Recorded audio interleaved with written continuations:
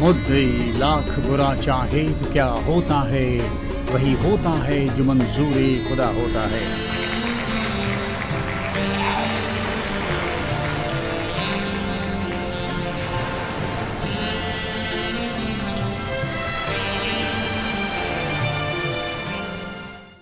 Dames en heren luisteraars, vandaag in de Rashid Pierkans Kal Ajor Kal praten wij met de Palestijnse ambassadrice Linda Sobeh Ali.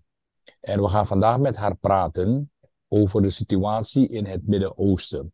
Ze vertegenwoordigt de Palestijnse autoriteit in deze en onze discussie en vraagstelling naar haar toe zal in het Engels zijn. Madam Ambassador Linda, welcome to the program. This program is called Rashid Pierkans Call Kal Ajor Kal. It's been broadcast out of Paramaribo, Suriname. I do thank you that you're taking your time and that you want to talk to me about the situation, what's happening now in the Middle East. Our listeners in Suriname, we speak Dutch, as you know, so I will translate this program later for them in a few words. Okay, you're representing the Palestinian Authority.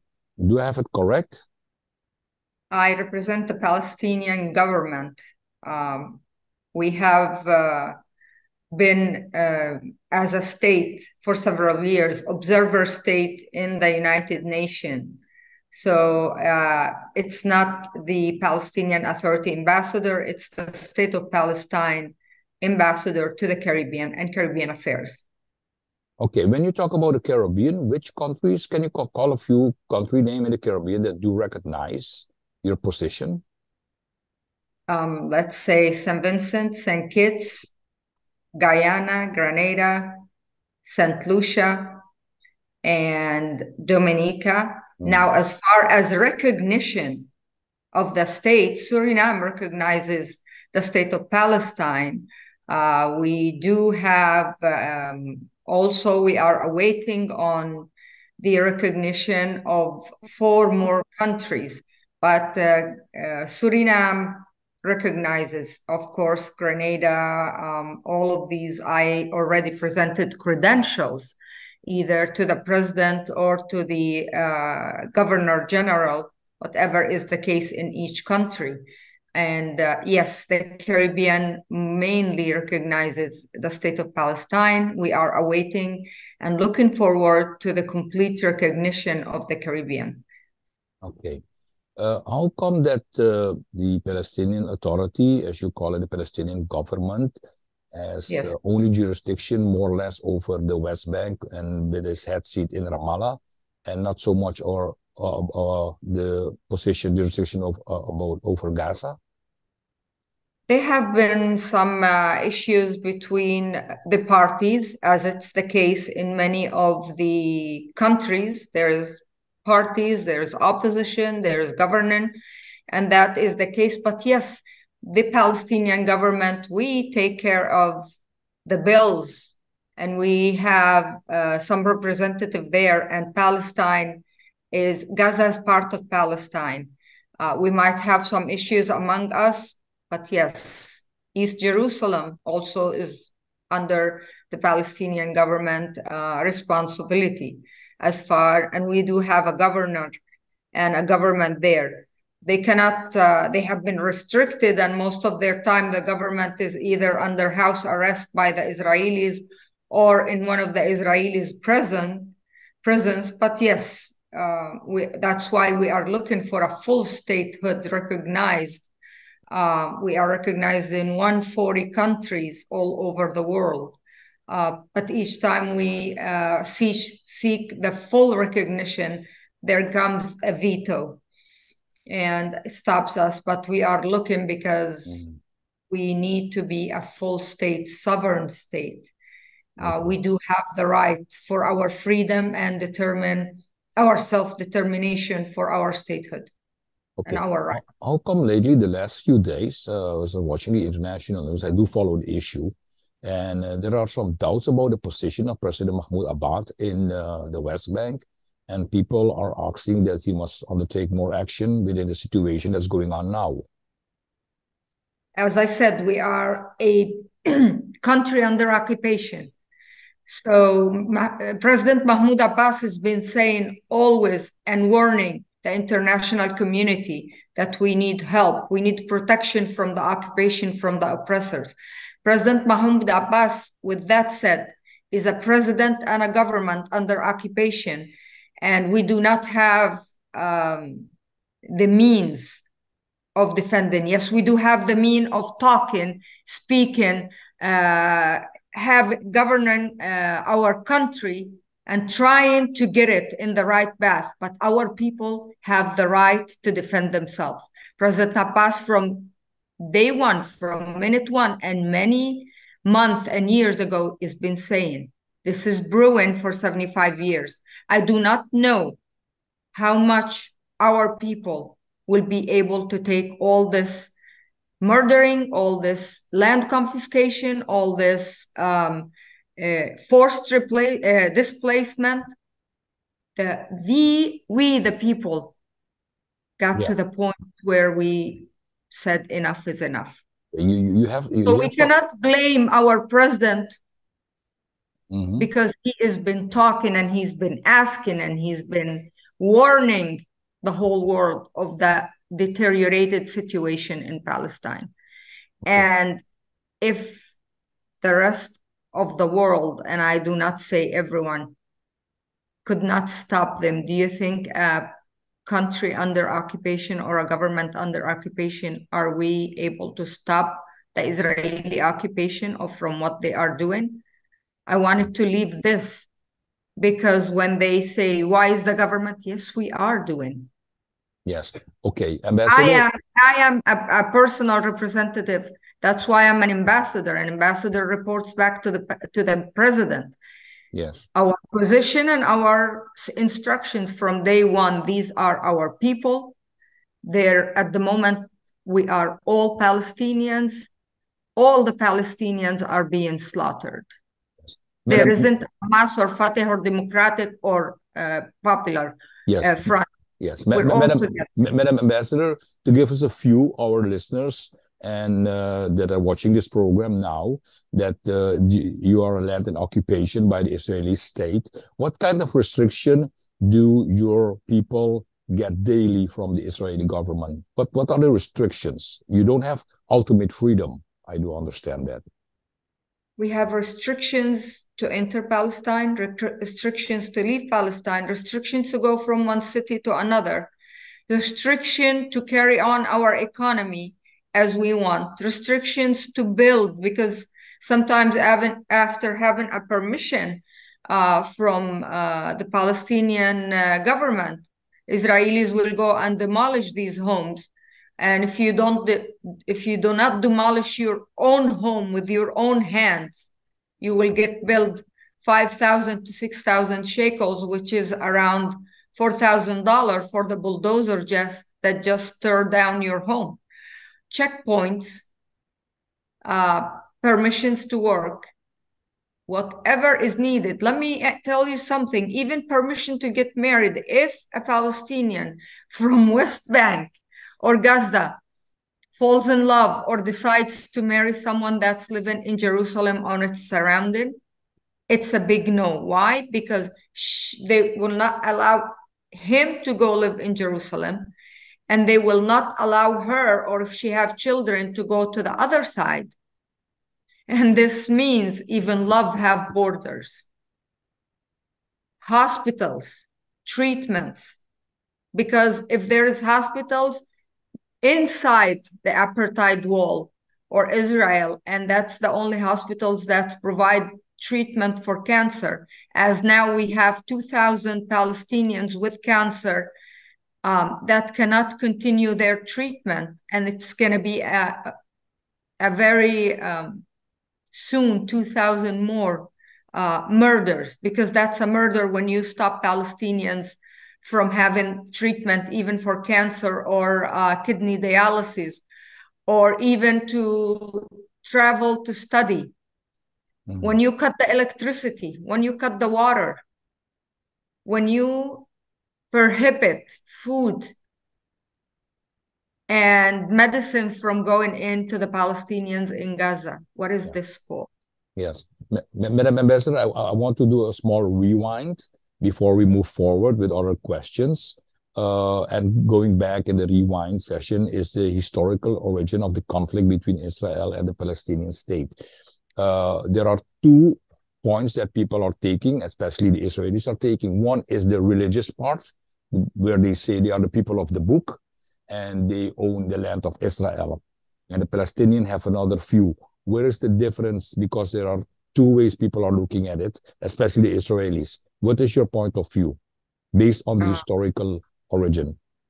I just want to give an analogy before I talk, and I'm sure you have, and you own your own home, and you get off this program and you come and find me that I've already taken over your home and said, my ancestors 2000 ago lived in this land. So I have the right to take you out of your home and live in your own home. I'm not even talking about the occupation that took place or the slaughters or the displacement of over 700,000 in 1948. I'm not even talking about the promise of Balfour on November 2nd in 1917, when he promised what it's not his, to whom that it does not belong to. So it's not a conflict of religion, it's an occupation. There was not a conflict of religion in Algeria. It was an occupation. So we need to first call things by its own name. And I own a home right now, and I purchased it 20 years ago. Imagine if someone comes to me after I finish this program and I found them, they already knocked my door and took over my house and say, my ancestors once lived on this land, not even on this house, thousands of years ago, so it's mine. So imagine if the Arabs and Muslim world and all of them go back to the countries where they have occupied in the past and say, oh, well, my grandfather lived here in Europe in this piece of land, then I own it and I have the right to it. The religion in Palestine, we are Muslims, Christians, and Jews.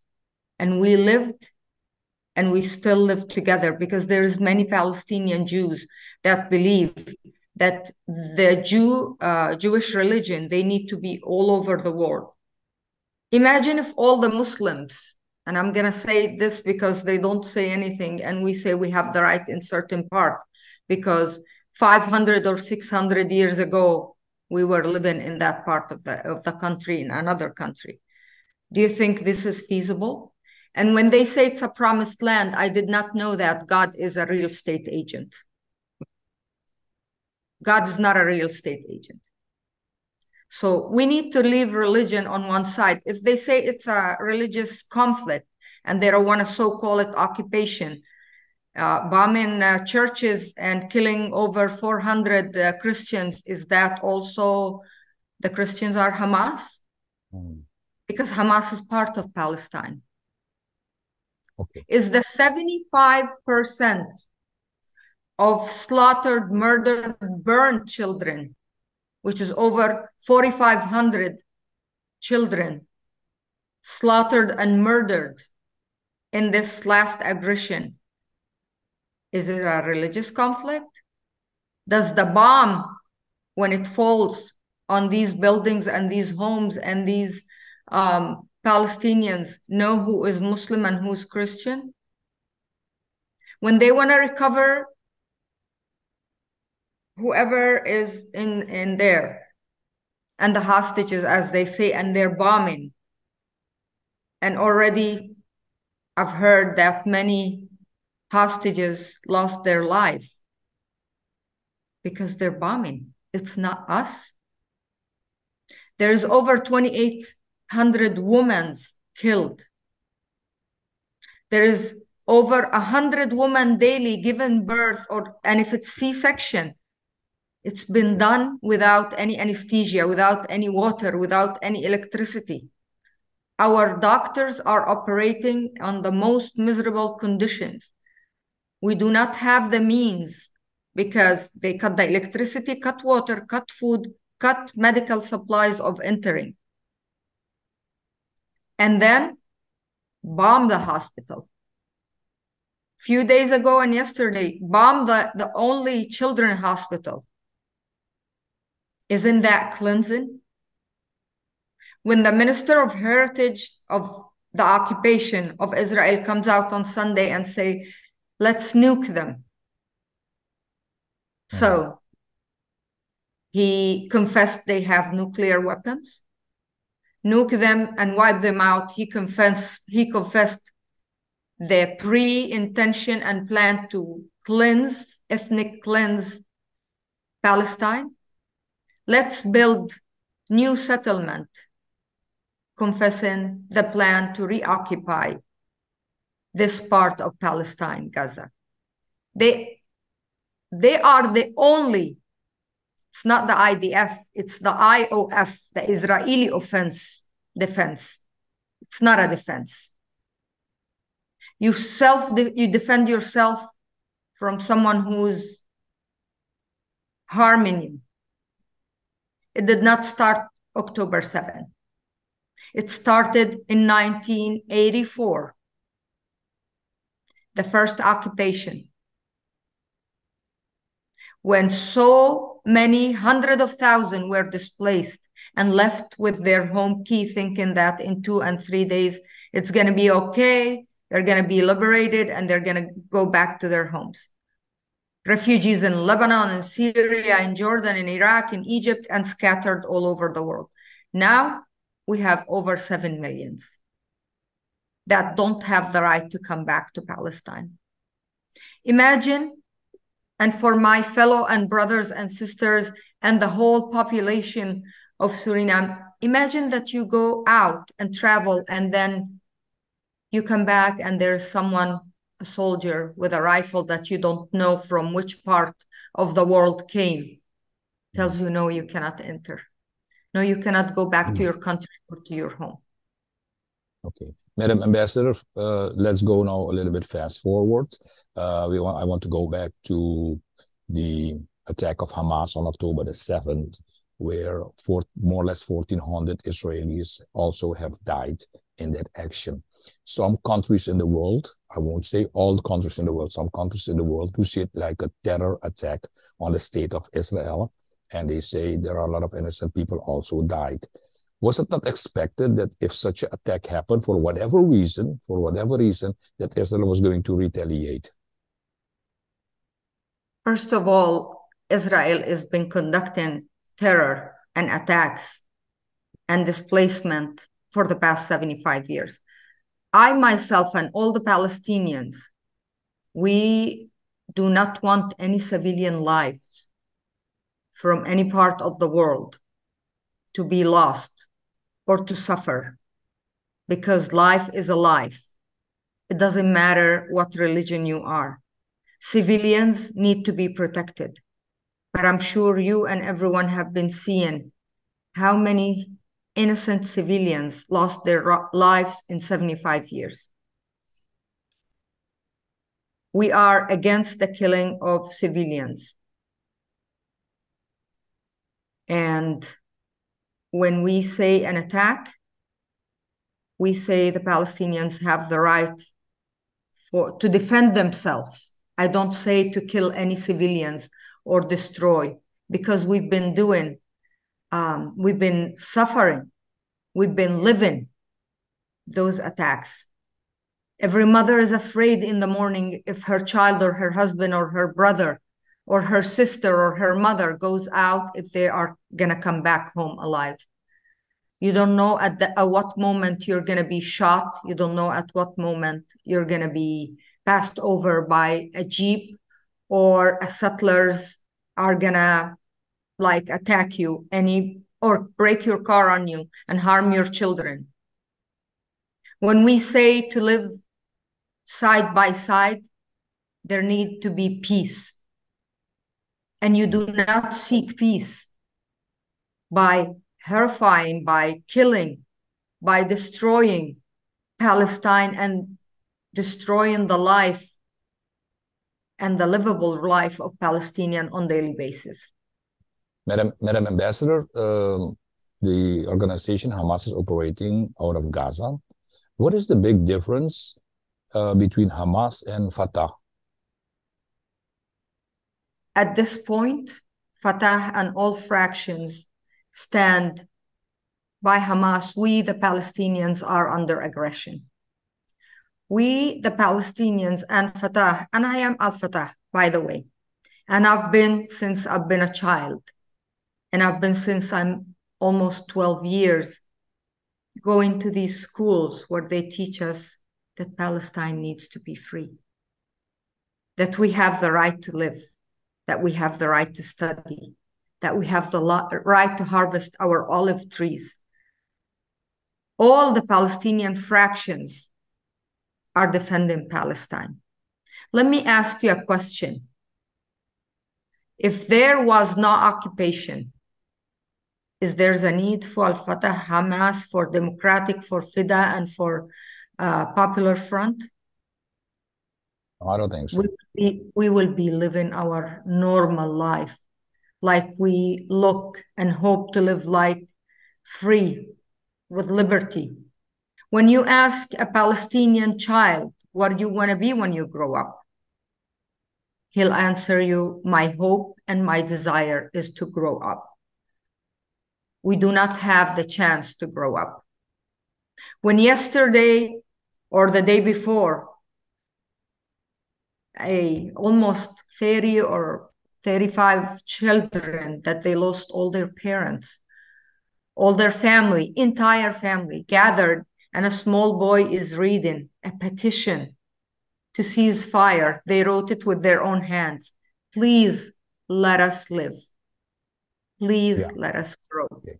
Madam Ambassador, we have seen, and the action by the Israelis taken on the Gaza Strip is now passing a month. It's now passing a month that the bombing is going on 24/7 there.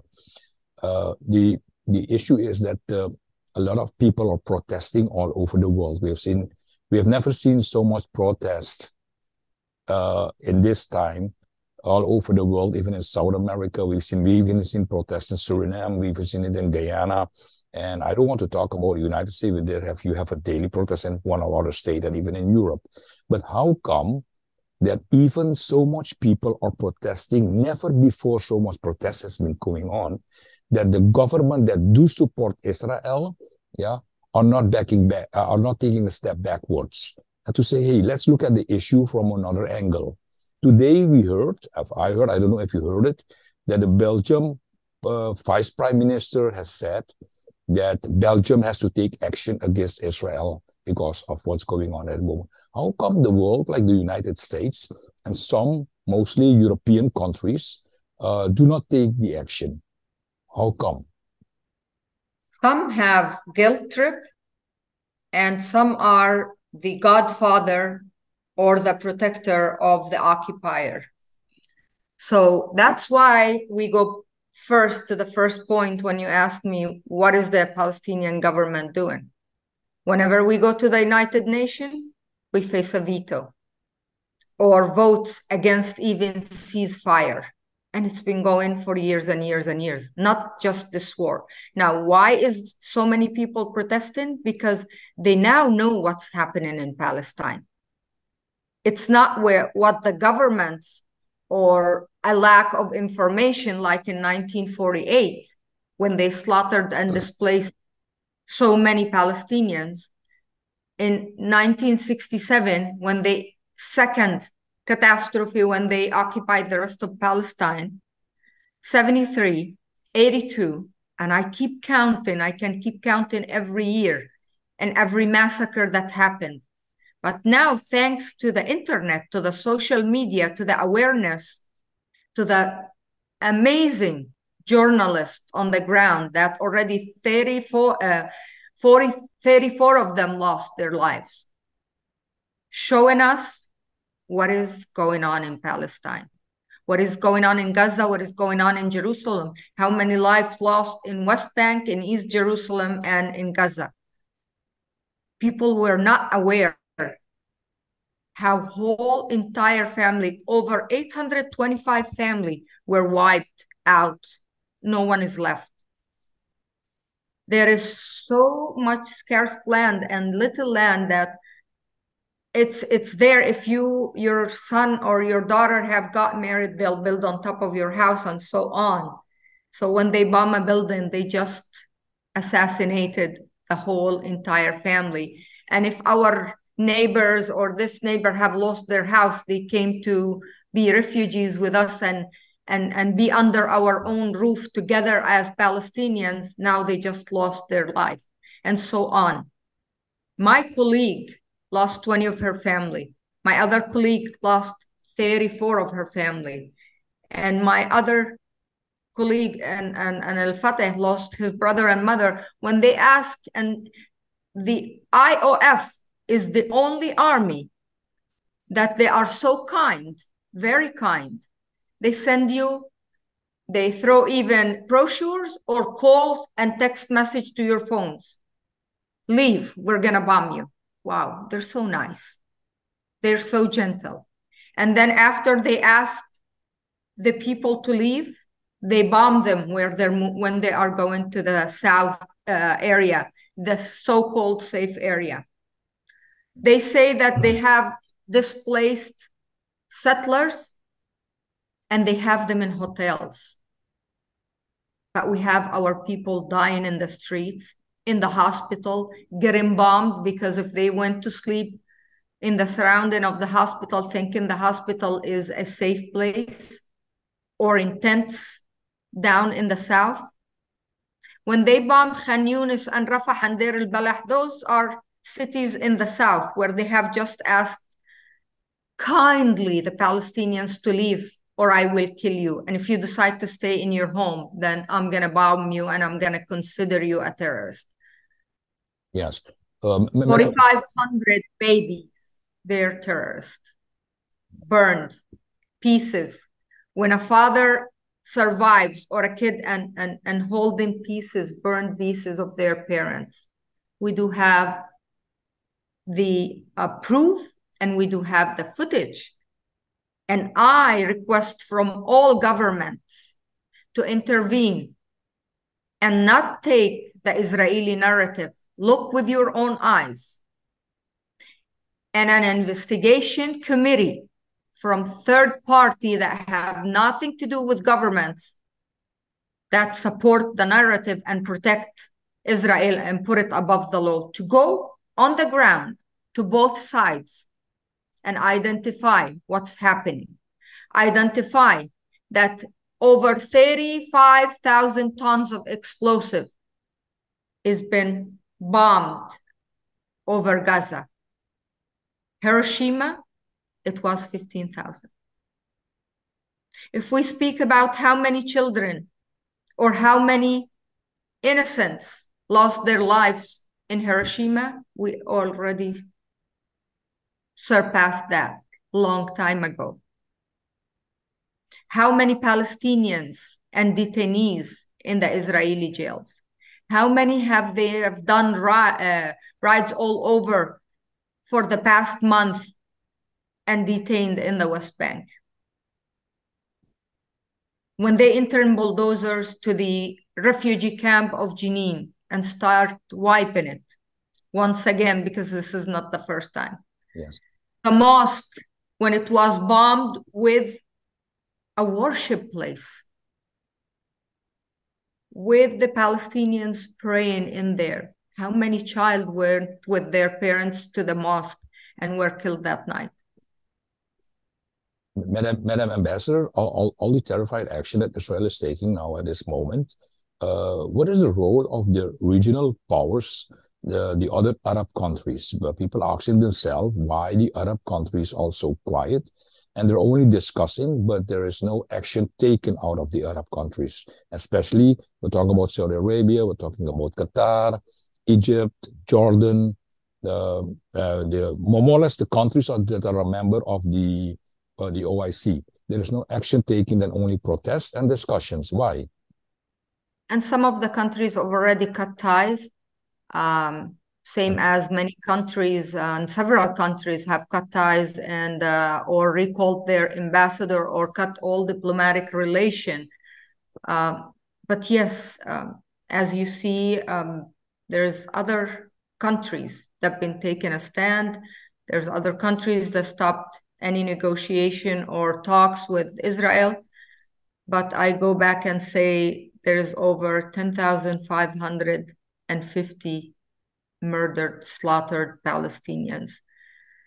I was just wondering if all the governments and all the people might give us after 200 years a day to remember what happened in Palestine and say the second catastrophe where so many Palestinians were killed and burned, where so many churches and hospitals and schools were destroyed above the innocent, taken shelter inside these institutions. The UNRWA schools, the UN schools have been damaged or destroyed on top of the heads of the children. Yeah. I ask and seek every human to stand and talk and boycott and say what is happening to the Palestinians. Yeah. We don't want to be remembered, and we don't want to have a day. We want to live now. Yeah. Our children and our Palestinian fellows have the right to live. Yeah. My brother, what do you think, and I'm sorry to interrupt you, those children that lost their lives and their parents either survived or not survived, or those parents that lost their life were murdered by Israel, what kind of psychological treatment can we give them? What quality of life can they live when some of them carried the remaining pieces of their parents or their children? Madam Ambassador, the Israeli Prime Minister, Benjamin Netanyahu, said that in his view, that if his war is over, Israel will take the total security of the Gaza. We have seen the last couple of days that Israel is pushing the people of Gaza from the north to the south. What do you think the end game is of the Israeli government? The Israeli government thought that they will bomb Gaza. They'll ask them to go to the south. They thought that the Arab countries will accept to take them as refugees, and no Arab country will accept them, because that means killing the hope, killing the Palestinian cause, and ending it, and they'll never come back. That's why all our Arab brothers took a stand, and we, the Palestinian government, are determined. No Palestinian will go as refugee to any other country, but every Palestinian have the right to live. Because some will say, why is the Arab countries not taking them ever as refugees? Because that means those 70% in Gaza are already refugees from 1948, and they never could recover their home or land. Why are they gonna be refugees once again? Is that fair? All the Arab countries took an excellent stand and said, we stand by the Palestinians. We cannot kill the last hope for them to be living in their own homes. We need a state by state on the 1967 borders, but you need to have a partner for peace. Since Oslo and the Oslo Accord, what have happened? How many Palestinians lost their life? How many extra land was confiscated? They were negotiating. It's like saying you're negotiating over a piece of pizza.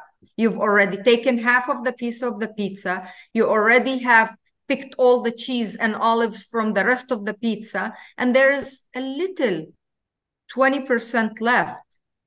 But you're eating it and you're asking me to negotiate. Leave the pizza alone.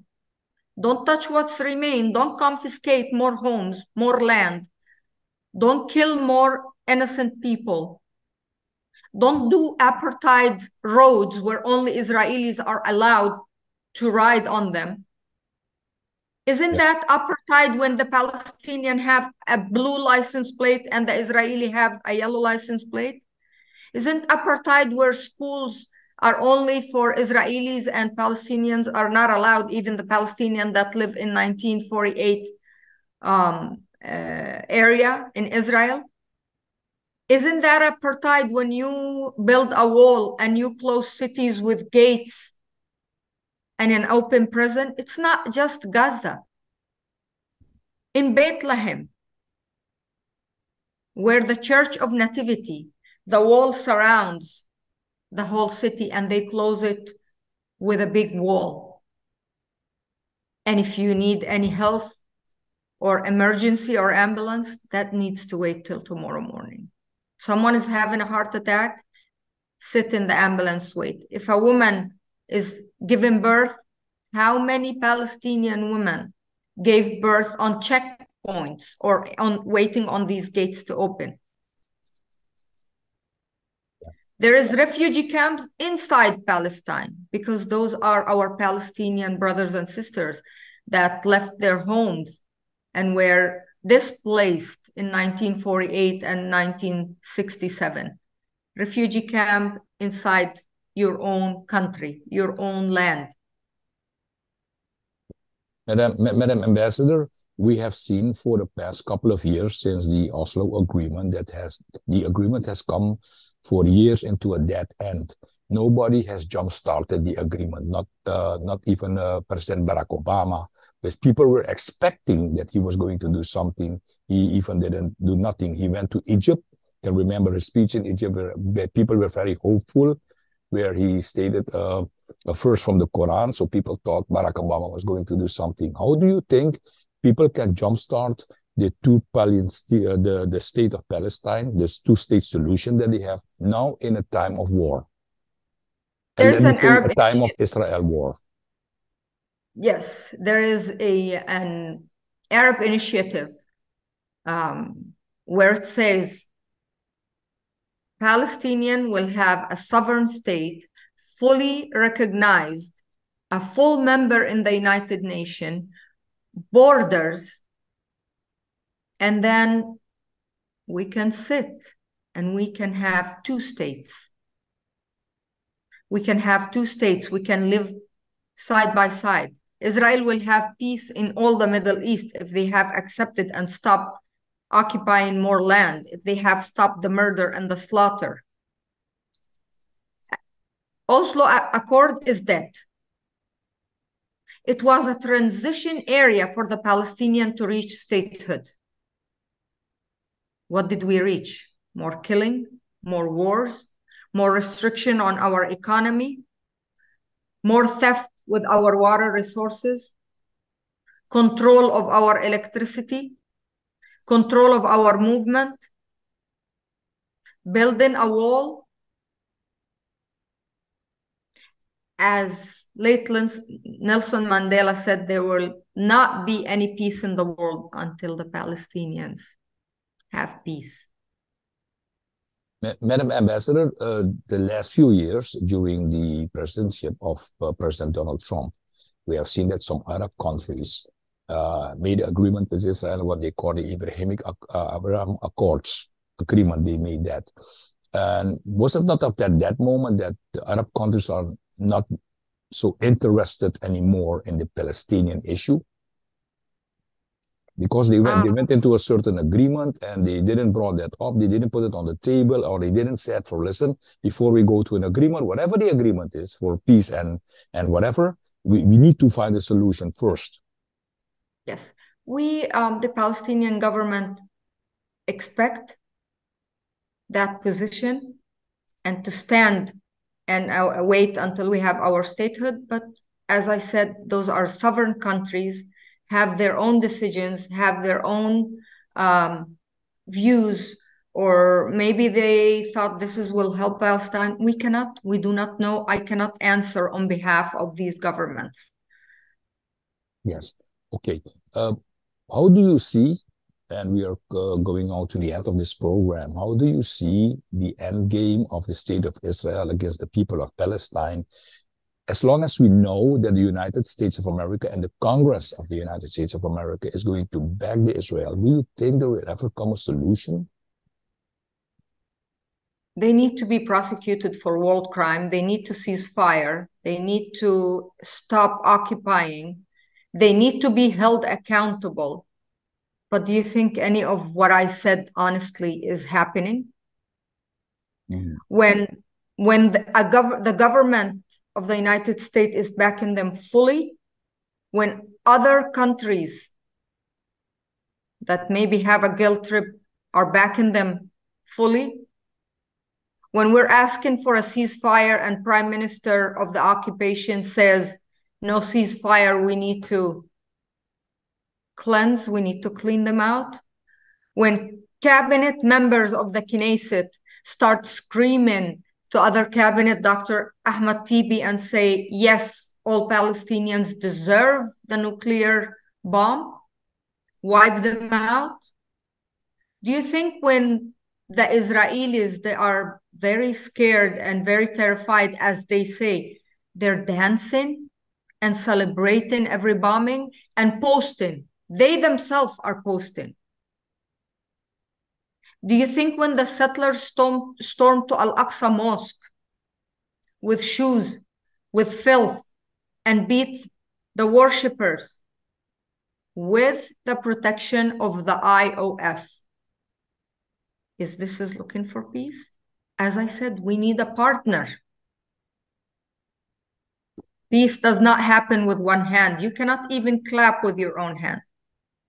Okay. We now see over the past few years, and it looks like more or less the same is going to happen for the next few years, that America will not leave the backing of Israel in this position.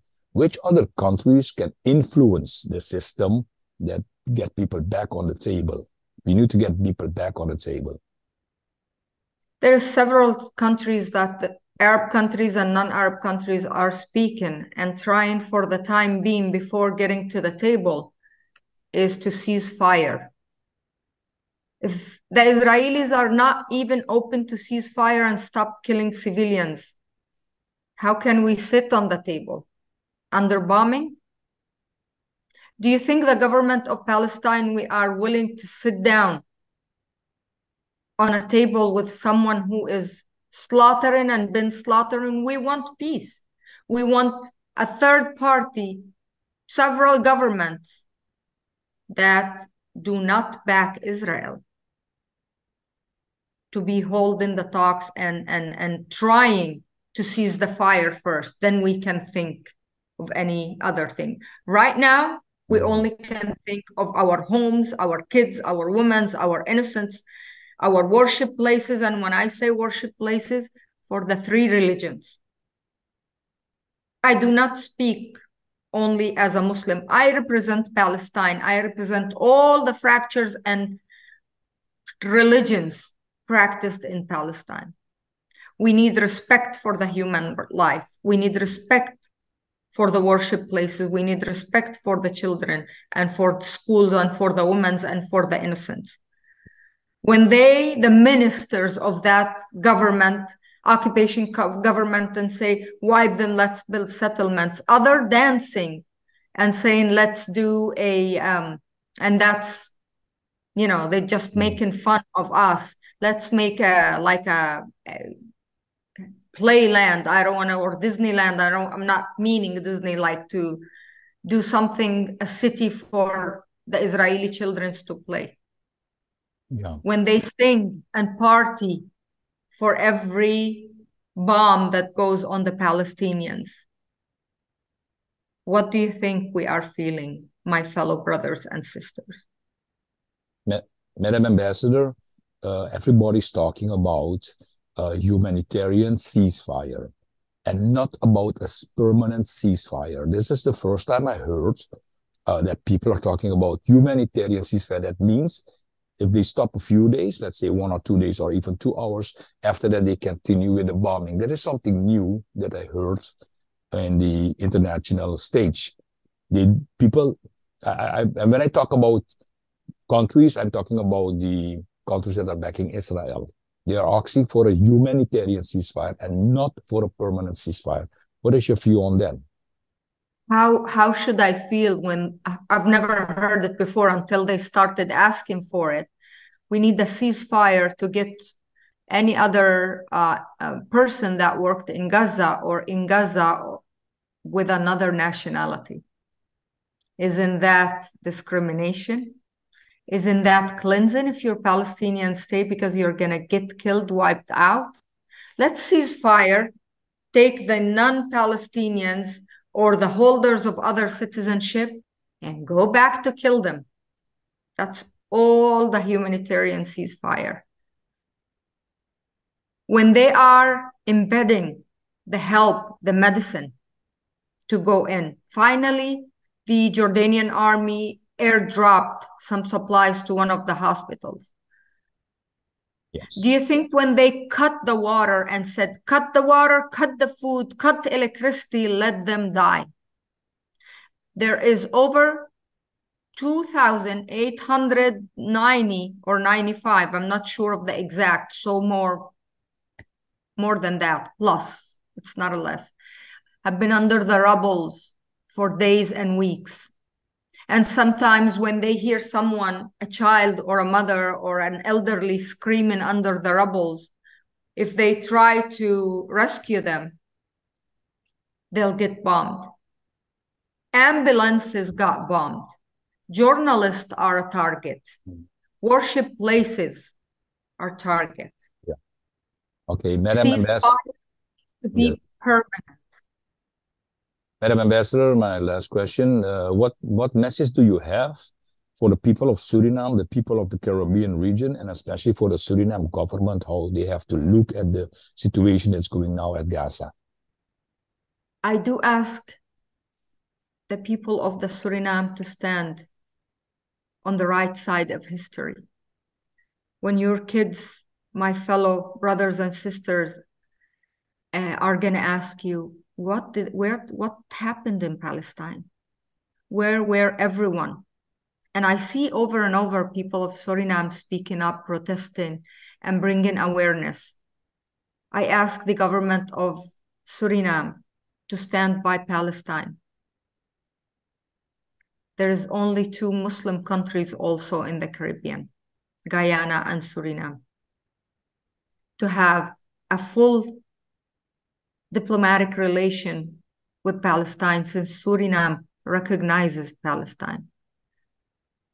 There is so many projects that we, the Palestinian, that almost don't have anything, but we have human resources. We have our doctors, we can help in agriculture after the ceasefire is done. We ask for prayers. It doesn't matter what religion you are. Pray for humanity. Pray for the massacre that's taking place in my country. Pray for our brothers and sisters that they are under bombing, that the government of Israel want to wipe them out, because since no government pledged to their plan in ethnic cleansing and taking out all the 2 millions, now they want to wipe them out. It's easier for them. Kill everyone. Kill the 2 million people, and the world will stand and say nothing. But they were wrong, because all the people with heart and with a brain are standing up. I really want to thank everyone in Suriname that took a stand, that spoke, that protested. Even if you tell your neighbor the truth of what's happening, tell them it's a 75 years of slaughter, of occupation, of displacement. It is not the 7th of October. Tell them how many towns were wiped out, and now there is settlement above these towns. Yes, we want peace, but we want to live. We want ceasefire immediately, not a humanitarian one, a permanent one. Madam Ambassador, I do like to thank you for being a part in my program today called Rashid Pir Kanskala Ajorkal, which is being broadcast out of Paramaribo, Suriname. Thank you very much for your time. Thank you.